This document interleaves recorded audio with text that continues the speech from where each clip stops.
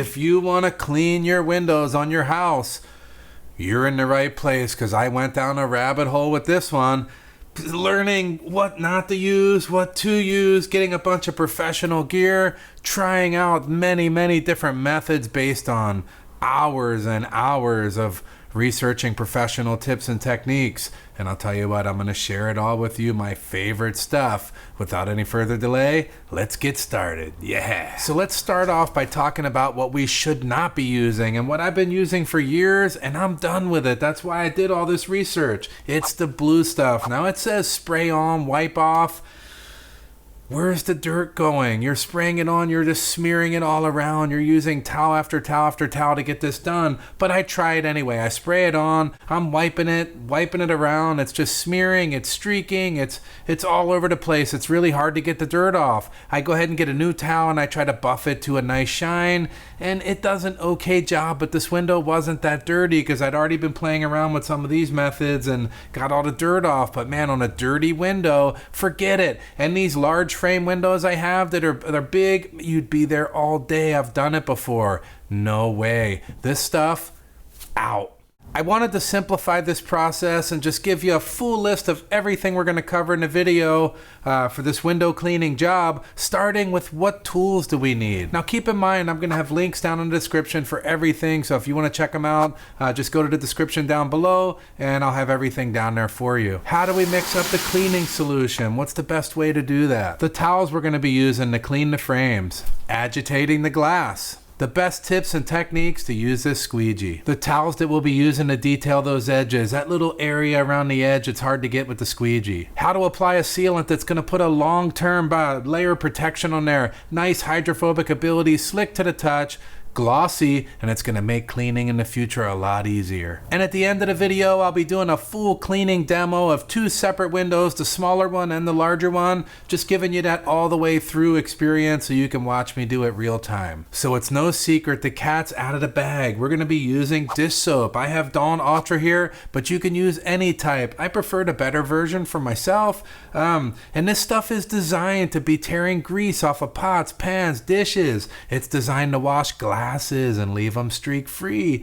That's exactly what we're trying to do, trying to get that gnarly film off the glass that collects on there, and we don't want any streaks. And most of the pros are using this, if not all of them. There are some extremely high-end glass cleaners you can get to mix up solution, but they're expensive, and every pro that I've did my research on uses dish soap. So let's go ahead and get started. So the first step in the process is getting those frames cleaned. We'll start by adding soap to the water. Mix nice and gently. Wring out most of the water out of the rag. We don't want it dripping everywhere. And wipe down those frames.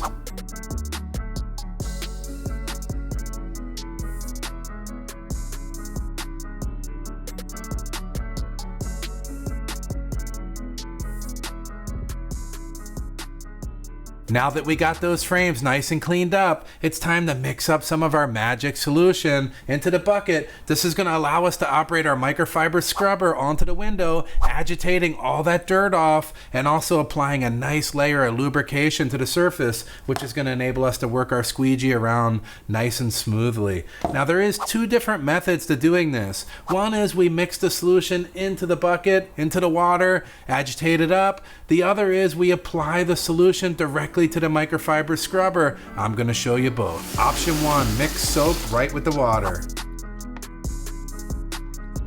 Mix it up gently, don't make too many bubbles here. We'll dunk the scrubber right into the solution, and then we'll get all the excess water out of the scrubber. Now this method does produce less suds. It's adequate, but it's less than the second method I'm going to show you. Less suds equals less lubrication. Again, it's plenty to do the job, but it's just less than the second method. Now you'll see when I'm applying this on, it's not very thick, which equals less working time.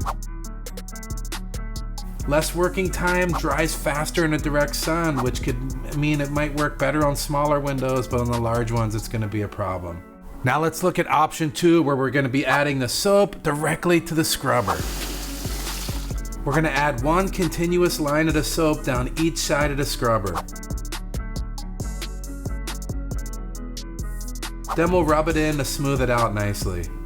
This is going to produce heavier suds for sure. gonna be great on those larger windows. Longer working time. Those thicker suds tend to hang onto the glass longer and just offer a little bit more working time there than the thinner suds for sure. It's gonna spread really easy. Great lubrication with all this suds on the window. And it works best in direct sunlight. And most important, we need it to be able to be removed off of the glass with no streaks. And I feel like this method just nailed all those things. So now I've kind of determined that more suds on the window is better, but how much water should be on the scrubber? Too much water and it's just dripping all over the place, and that's gonna be crazy to clean up and a mess. Not enough water, it's going to be streaky, it's going to be drying really fast on you, and it's just not enough action to get the job done. So now the part we've all been waiting for, the squeegee, the funnest part of it all. These come in different types, stainless steel, brass, they come in all different sizes as well. But while we're talking about the sizing, a smaller squeegee is going to take more effort, more work on the larger windows. But I think it's better for a beginner because if the squeegee's too large, it's hard to maneuver around in the smaller windows. And it takes a lot more planning to plan out the fanning on the window so that you end up at the right place at the right time. So start out with the smaller one. Once you get your skill set built up, we'll make our way up to the bigger one. But while we're talking about the squeegee, let's talk about some tips and tricks that's just gonna make your life a lot easier. The blade should have sharp edges. They shouldn't be rounded and worn out with any gouges missing out of them. It should overhang evenly out of both sides of the handle. This is gonna avoid scratching when you run it alongside the window frames. Every time you get a new blade, you're gonna have to break it in, put some suds on the window, and then fan it back and forth, trying to wear down some of those burrs and some of that very brand newness of the squeegee, and repeat if necessary until you get the squeegee flowing nicely across the glass. The blade should glide effortlessly across the glass without any screeching, jaggering, or dragging along.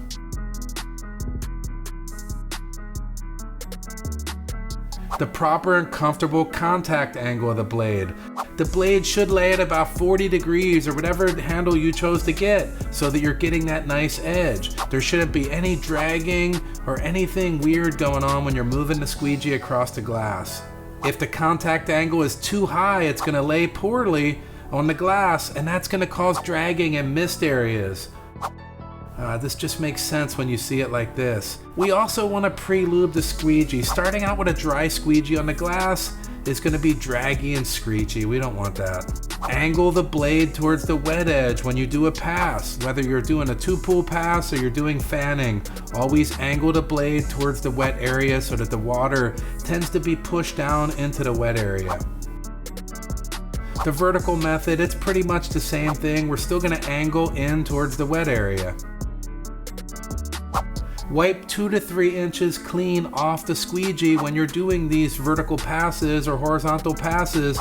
This overlap will avoid that getting a water line or any streaks or anything associated with that wet edge. When you don't angle the squeegee or wipe it down, you're gonna end up with that wet line right there, and I'll tell you what, that is not good. Then we'd have to come back behind and redo it. So now that we have a general understanding on, the do's and don'ts with using a squeegee, let's talk about the different methods that we're gonna use to clean the window. There's probably a bunch of different methods out there, but these are the two most popular. One is the pull or stroke method. That's going to be going across the window either horizontally or vertically, moving all the product off the window that way. This next way is fanning. That's when you cut into the top of the window, work your way around the window all in one pass, closing out on the bottom of the window without ever lifting the squeegee off of the window. That's the preferred method on bigger windows. But let's start by talking about the two-stroke or two-pull method. The two-stroke or two-pull method is used when the window is less than 2 squeegees wide, meaning that it's going to take 2 passes to get the window done with a slight amount of overlap. If it's larger than 2 squeegees wide, we get into having to do 3 passes, and I'll cover that in a minute, but that's less desirable, and we're going to want to use the fanning method. But first, let's talk about the two-stroke method. We'll start by scrubbing the glass, pre-lubing the squeegee. We'll cut into the corner on this one, angle the blade towards the wet edge, and make your way across the glass all the way, and you'll see us moving that product down to the middle. Wipe 2 to 3 inches clean so we get that nice edge. Work your way across, angling the product down towards the bottom of the window. This is gonna leave it streak-free, line-free. It's gonna be nice, and we're gonna close out in that corner. So the two pull method works great when the window is less than 2 squeegees wide, but if it's bigger than 3 squeegees wide, we gotta do a third pass. Now I always recommend fanning at that point, which I'm gonna cover in a minute, but if we have to do the 3 pulls because we're new to it, or it's just the way we wanna do it, it is a bit risky. You're going to be running a squeegee down the middle, and you're going to have the opportunity for streaks and water lines on both sides. But there is a way to do it effectively, and I'm going to cover that right now. Let's start by washing the window, cutting into the corner, and angle that blade down towards that center. We want to move that water towards the wet side. We're going to wipe dry the dry edge of the blade, make our way across again with a good amount of overlap that's not going to allow any streaking. Wipe the blade again, cut into the corner, and then angle it down and move all that solution off to the edge of the frame there. Close out in the corner. Vertical method is pretty much the same, except we're going to be moving across the window vertically. Always get a good wipe on the blade, angle it again towards the wet edge. Now move all that product right down and close out in the corner. So the 3 pull method is effective, but there is some risk with leaving lines. Is it the end of the world? No, not really. But I would like to do the fanning, where you see them on the skyscraper. They're throwing water around. Their arms are going around like magicians, and the window looks amazing when they're done. It's super fun, and you can do it at home. I'm going to show you right now. But before we get started on that, there's several methods to the general concept is you have to get into the window, clear the top, work your way all the way down to the bottom, and close out on the bottom. But there's 2 different ways you can do it. There might be more, but these are the 2 common ones. The first one is the angled cut. Now you'll see me cutting in on the angle. You get the corner to squeegee way up in the corner. It does a great job. Manipulate the squeegee around and come back up and clear all that water out of the corner. That's what makes this method so effective. Come across to the other corner, clear that one out. Make your way down the side, clearing out the bottom corner. Overlapping a couple inches along the way, trying to minimize the passes, and then close out on the bottom. So wow, that worked really good. That's a good method, but let's take a look at the next method, the straight pull, the straight cut. The straight corner cut, you cut in from the bottom up to the corner, move your way across, and pretty much the rest of it is the same from this point on. Making your way around the window, trying to have the minimum amount of passes, planning that closeout, and closing out on the bottom. Both of those methods worked awesome, and fanning in general works great on the larger windows. Cut in and do the top first. Clear the side. Clear the corner. 2 to 3 inches of overlap and come back across. Clear the other side. And clear the corner. Continue back and forth, minimizing the passes. The right amount of overlap. Plan your spot to close out. This is important. I'm planning to come across now. And I'm gonna close out on the bottom. Wow, that worked really good, and that was fun too. But let's talk about the pros and cons of these 2 different entry into the window methods. With the straight cut in, it sometimes leaves product behind. Not always, but sometimes it does.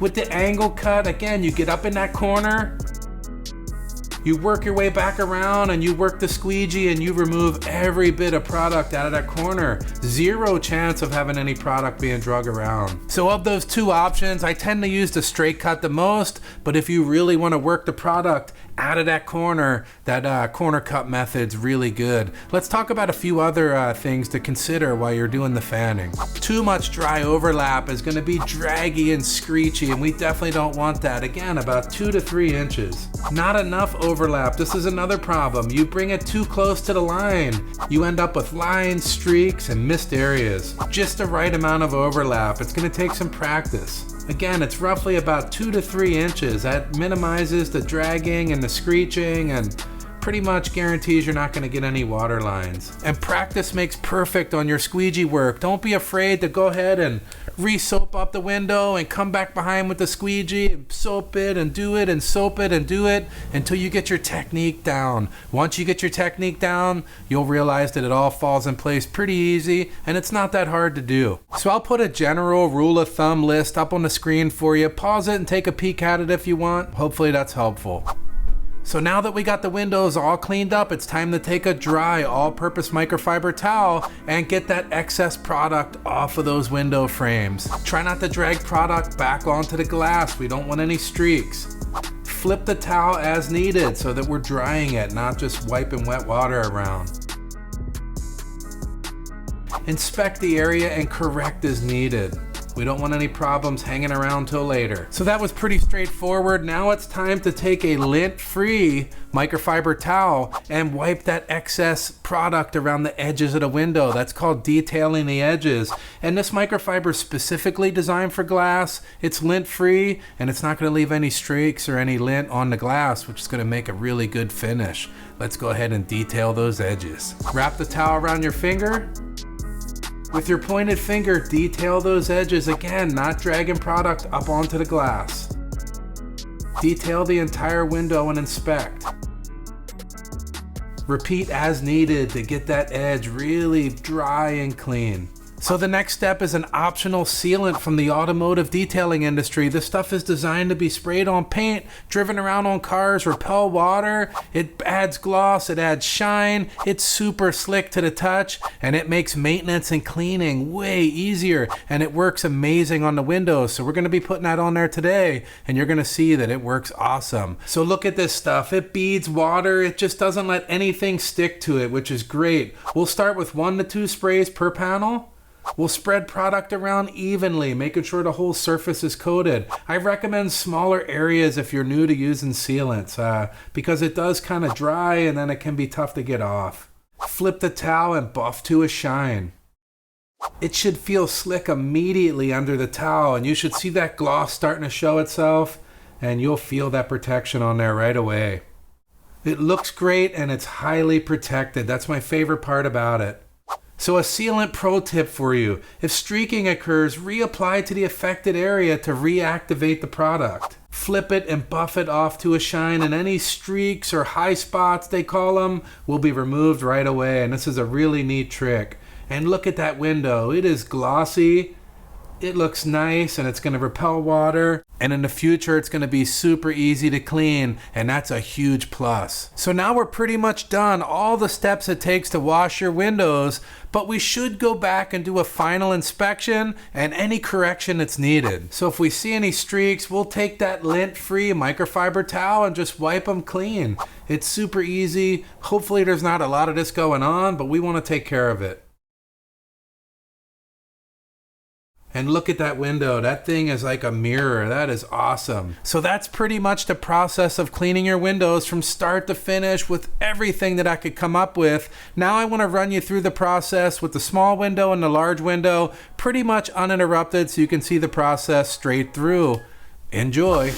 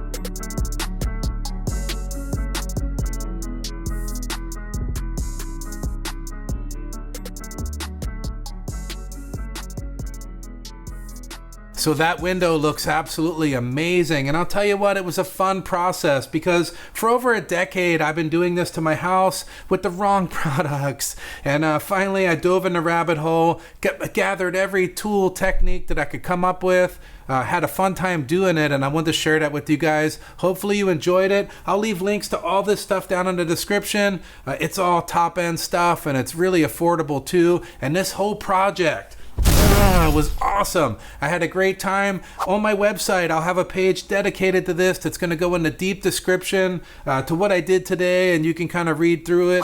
And there'll be product links over there too, and I sure appreciate it. And hopefully you enjoyed the content. Subscribe if you did. Like the video, that always helps. And we'll see you on the next one. Yeah.